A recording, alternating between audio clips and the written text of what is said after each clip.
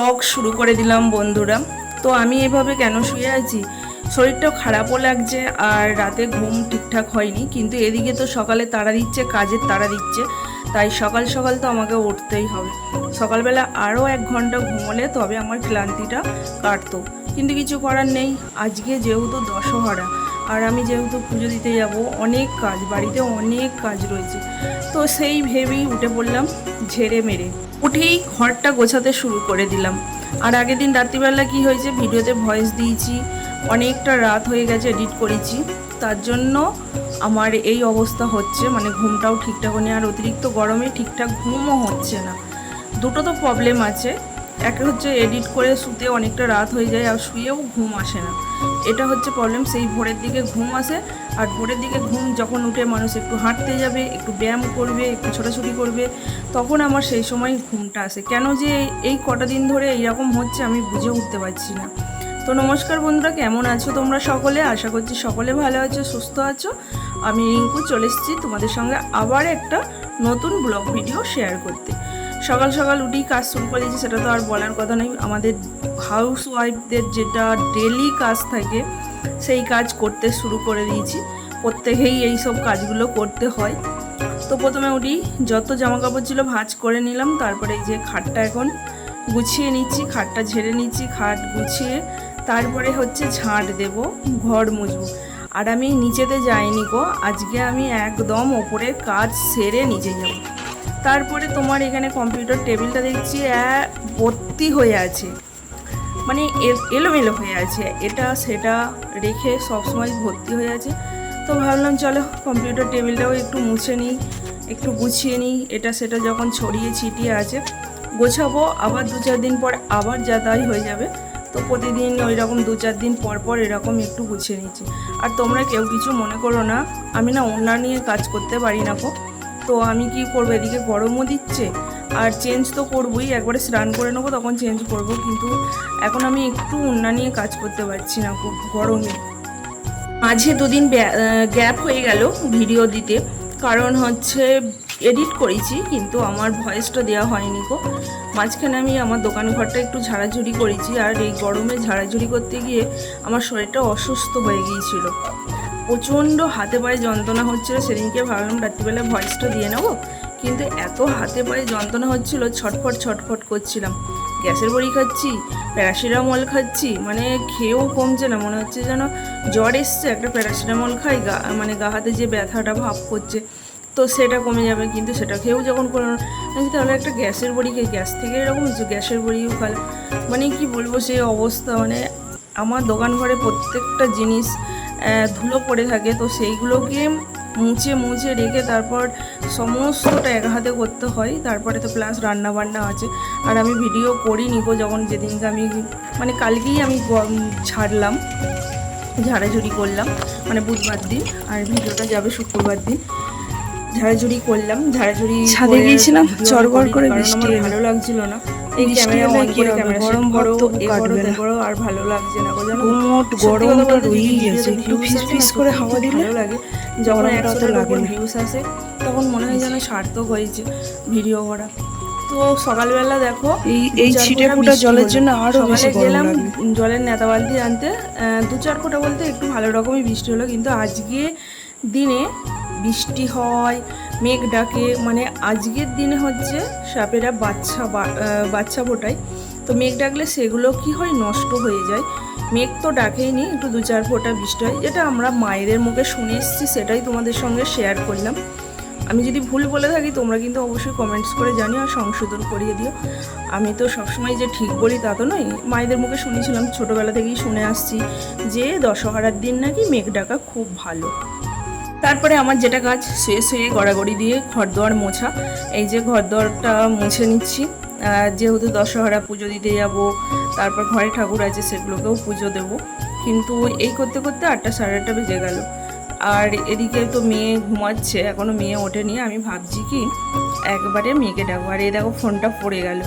ফোনটাকে সেট করে রেখে দিয়েছিলাম, ফোনের পেছনে কভারের জন্য স্ট্যান্ডটাই ঠিকঠাক আটকায় না, ধবাস করে পড়ে গেল। এই হচ্ছে আমার শান্তি নাই জীবনে, কোনো কিছু কাজ করে শান্তি নাই, ভালোভাবে কোনো কিছু যে কিনবো সেটা ভালোভাবে ঠিকঠাকভাবে হবে সেটা পারি না। কোনো দাম দিয়ে, বেশি দাম দিয়েও কিনতে পারি না, একটা কাজ চালানোর মতন কিনে আর এই অবস্থা হয়। আর বেশি দাম দিয়ে কিনতে যাব, এত টাকা ইনভেস্ট করবো, এদিকে টাকাটা আমি ইনকাম করবো কোথা থেকে? ইনকাম করতে হবে তবে তো আমি ইনভেস্ট করবো, তাই না?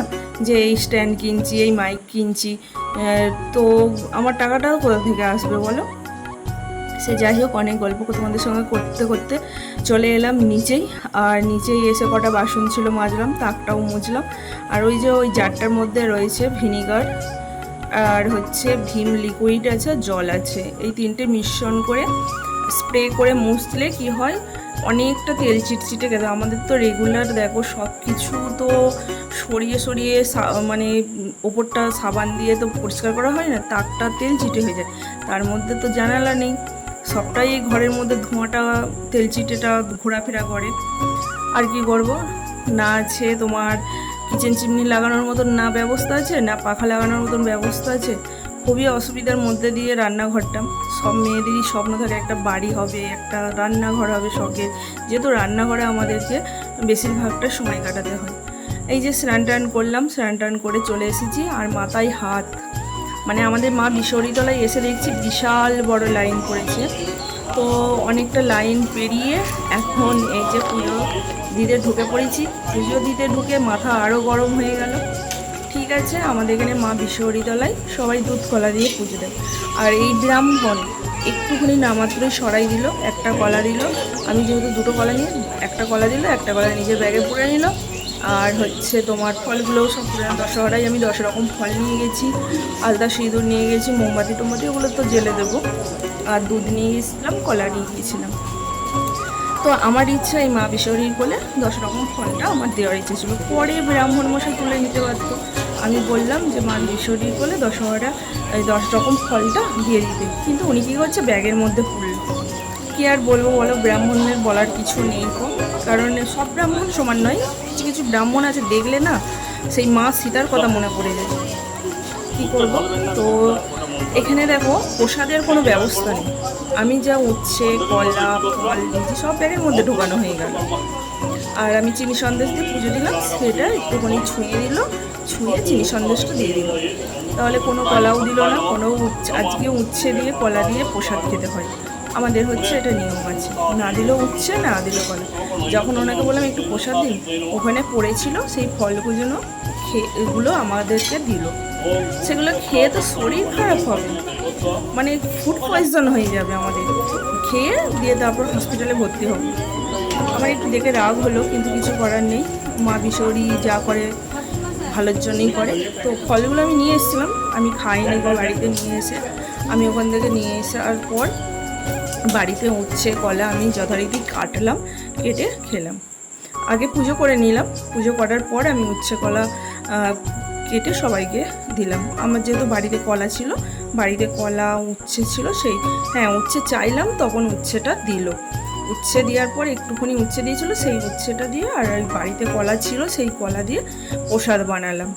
তাহলে বলো তোমরা, ব্রাহ্মণের কি পাশে গোছানোর সময় আছে? পাশে একজন মেয়ে বসে আছে, সে গোছানোর সময় আছে, কিন্তু একটু কলা উচ্ছে প্রসাদ কাটার ওদের সময় নেই, সবাইকে একটু দেওয়ার সময় নেই। এই হচ্ছে ব্যাপার। তো যাই হোক, এখন বাড়ির ঠাকুরকে পুজো দিয়ে নিলাম। এই যে ঘরের ঠাকুরকে উচ্ছে কাটছি, কারণ ওখান থেকে প্রসাদ কিছুই দেয়নি গো। ফলগুলোকে দূষণের লোক আছে, আর ওদের প্রসাদ কাটার লোক নেই।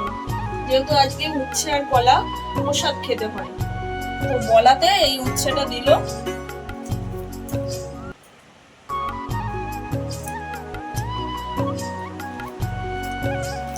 এখন কি বলতো, সব জায়গাতেই ব্যবসা, কোথায় কোনো ঠাকুরতলায় গিয়ে শান্তি নেই। ওর থেকে মন্দিরে গিয়ে বসে দুদণ্ড চোখের জল ফেলা অনেক ভালো। ঠাকুরকে অনেক উচ্ছের ফল দিয়ে কোন মানে আমরা শুধু ওইগুলো কি বলতো লোক দেখানো ফল দিয়া, কি করবো, খালি হাতে তো যেতে পারি না ঠাকুরতলায়।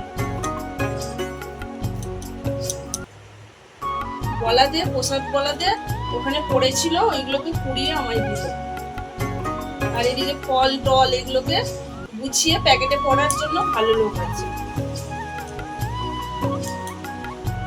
এই হচ্ছে ব্রাহ্মণ বলবো না, মানে এই হচ্ছে সিস্টেম।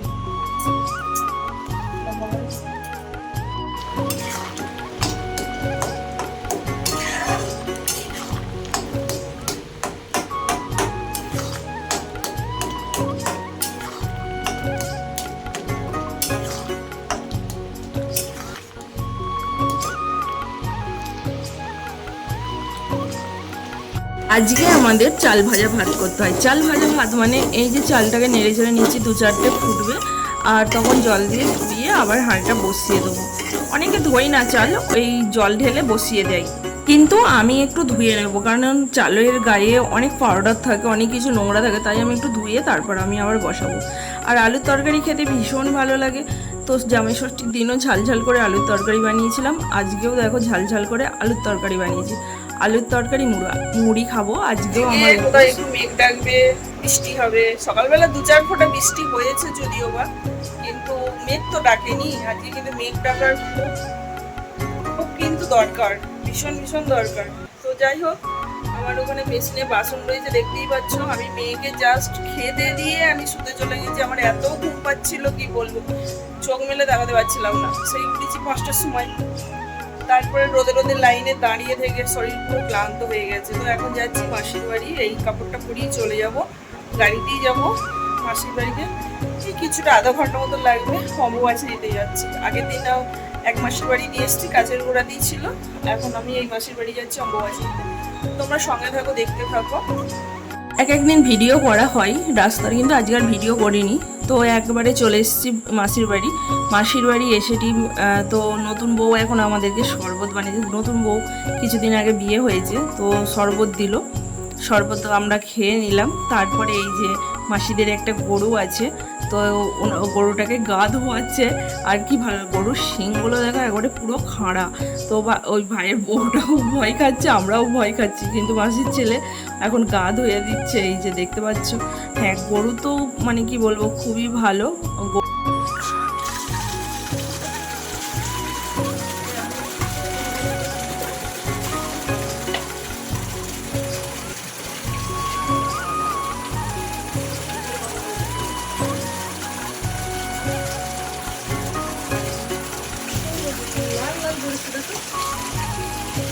যাও তো বটে মানে আমাদের নতুন বউটার বাপের বাড়িতে আজকে মেলা, দশহরায় অনেক জায়গায় মেলা হয়। তো আমাদেরকে বলছে তোমরা যখন চলে এসেছো চলো একসঙ্গে যাই। আমি বলছি আমরা তো ব্যাগপত্রও নিয়ে আসিনি, জামা কাপড়ও নিয়ে আসিনি, কিচ্ছু নিয়ে আসিনি, তো কি করে যাব। আর তাছাড়া মেয়ের পরীক্ষা পরের দিন থেকে, তাই এখন তো বেড়াতে গেলে হবে না কোথাও। আর এই যে বাড়ি ফিরছি এখন, আর এই রাস্তার ভিউটা জাস্ট অসাধারণ লাগে, এত ভালো লাগে তোমাদেরকে বলে বোঝাতে পারবো না। দেখো দুদিকে মানে প্রকৃতির মাঝখান দিয়ে রাস্তা, যেটাকে বলে দুধারে গাছ আছে, এত ভালো লাগে। মা, আমি যদি ভিডিও করলাম, তুমি আমার সাথে বাড়িতে গিয়ে কাঁদবে।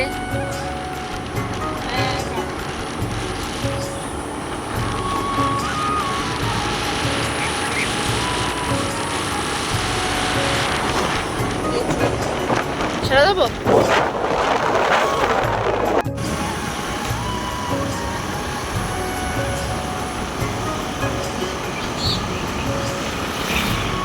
মাসি অনেক কবার বললো যা আর চিড়ে খেয়ে যা, চিড়ে খেয়ে যা। না, চিড়ে খাবো না, বাড়ি গিয়েই খাবো। তো চিড়ে, মুরগি, কলা, আম, মিষ্টি সব নিয়ে বসে পড়েছি। এগুলো খেতে হয় আজকে, আর 3জনাই খাবো, মেয়েও খাবে, সবাইকার নিয়ে বেরিয়ে পড়েছি। বরমশাই খেলো না, আমি আর মেয়ের নিয়ে বসে পড়েছি। তাহলে বন্ধুরা চলো আজকের মতন এখানেই শেষ করছি। দেখা হবে পরের একটা ভিডিওতে। ভালো থেকো, সুস্থ থেকো, সাবধানে থেকো, হাসি খুশিতে থেকো। আর ব্লগটি কেমন লাগলো অবশ্যই কিন্তু কমেন্টস করে জানিও। ভালো লাগলে অবশ্যই চ্যানেলটিকে সাবস্ক্রাইব করে দিও, বেল আইকনটা প্রেস করে দিও, তাহলে নোটিফিকেশন তোমাদের কাছে পৌঁছে যাবে। ভিডিও ছাড়ার সাথে সাথেই তোমাদের কাছে নোটিফিকেশন পৌঁছে যাবে। তো চলো টাটা। আর কাদের এই দশহরাতে চিড়ে, মুড়ি খেতে হয় অবশ্যই কিন্তু একটু কমেন্টস করে জানিও। আর কে কোথা থেকে দেখলে অবশ্যই একটু কমেন্টস করে জানিও। অল্প করেই নিয়েছি, বেশি খেতে পারি না চিড়ে মুরগি। তো আজকে মানে অম্বুবাচী চলছে, আমও খেতে হয়, আম, দুধ, তো দুধও নিই।